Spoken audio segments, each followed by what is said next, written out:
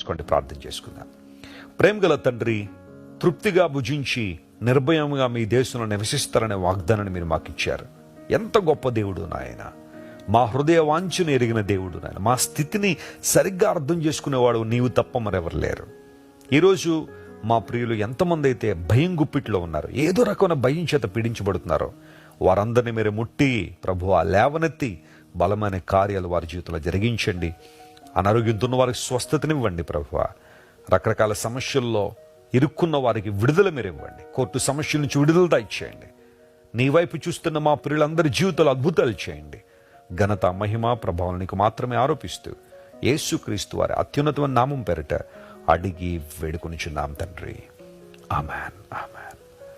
God bless you, dear friends. Have a wonderful day.